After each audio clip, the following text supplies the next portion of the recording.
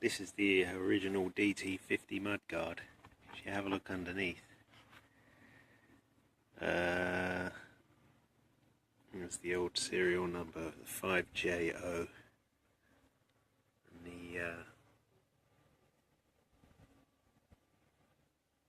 supposed to say 5M6 or 5M3 or something. Yeah, anyway, it's a bit scratched up, but it is the original mudguard. But I think rather than clean it up anymore, I'll just wait until I get a white one.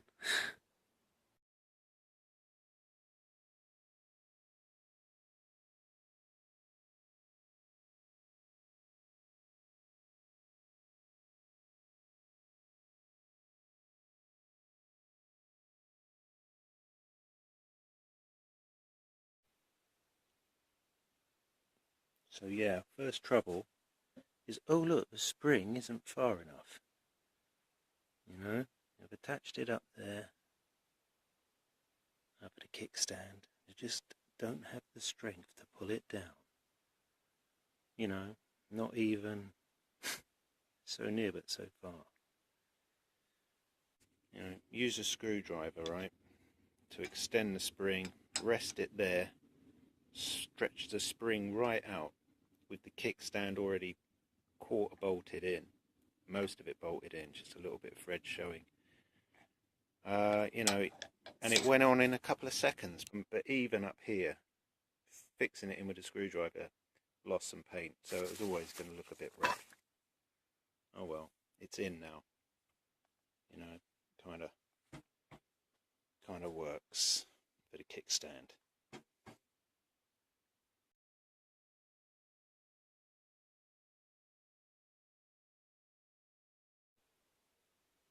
Okay, it's now just a simple process of lifting this up, matching up the spring to this, to that up there, and then tightening everything up.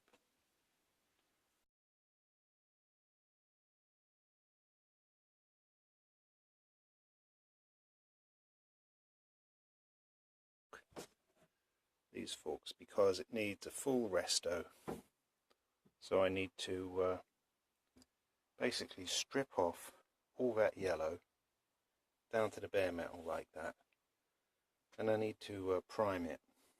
I need to change this fork gaiter for the red one that I've got over there, and the fork seal as well, and then top it up with the 10W fork oil. Okay, so that's going to be a few hours work. So getting most of the old yellow paint off, right, with the drill there and the good bit, using the old safety equipment. So anyway, yeah, getting most of that yellow stuff off, and then it will be time to get in there with a finer drill, a Dremel, just to take off the rest of it, and then of course some 80 grit. I haven't got much left. A nice 80 grit, get in there and just take those off to the bare metal, but most of it, the filthy work, is nearly done.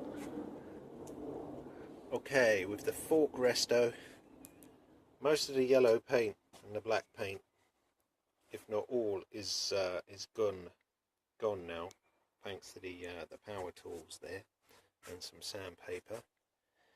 This is just the 80 grit job, so we're now got to take the gaiter off and separate the stanchion from the leg. Then we'll do 1200 grit on the leg, prime that, and see where we go from there.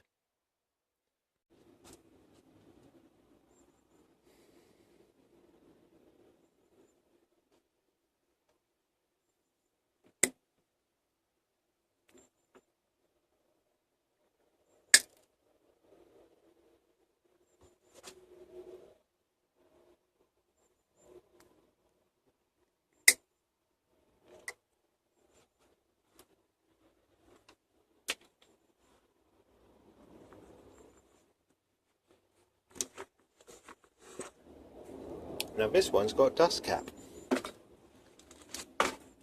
Oh no, it hasn't. Sorry, it doesn't have a dust cap. Okay. I'm just removing the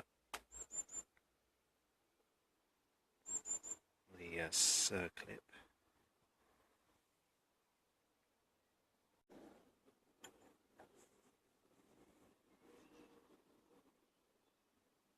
So I'm going to get ready to have a look at the level of oil in this old fork. Just take out the old nut here. Yeah, well, you know, this is what's coming out now. It actually smells like Castrol, so I would say that it's probably 4-stroke lawnmower oil or something. You know, it's GTX or something, you can smell it. So, but at least it had some sort of oil in it, you know. At least there was the old stuff, yeah, the other old stuff. This is the second fork. It's in better nick than the first fork, where it wasn't leaking, so we'll let that drain.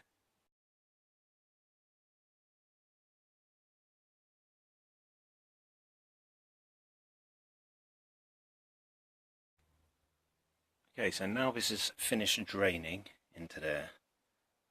Yeah, we're just working this back and forward to difficult to see up there, but the seal, it's coming down and the washer is coming out. Okay, a little bit of penetrating fluid and gave it some time.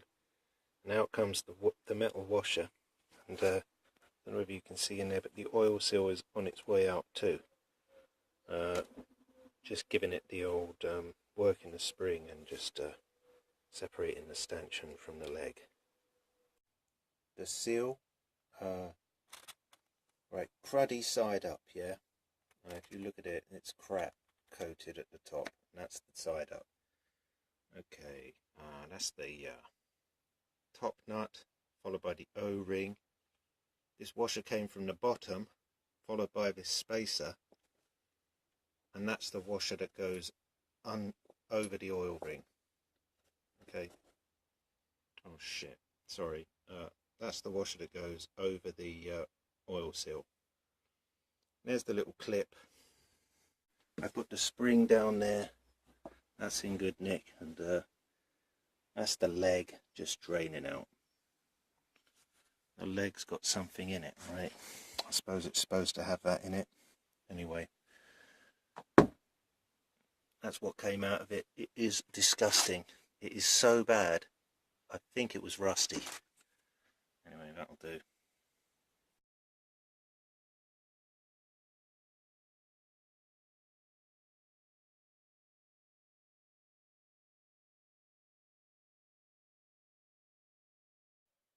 Okay, latest update is actually top yoke. The handlebars go in front of this nut, so this is the wrong way round.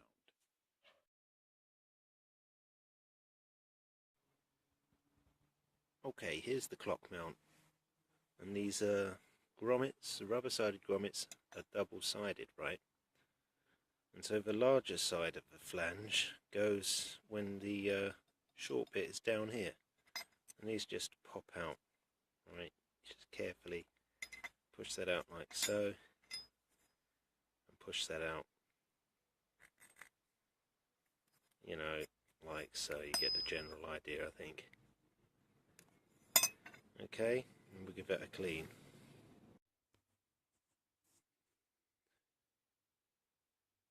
So that's the two forks reconditioned.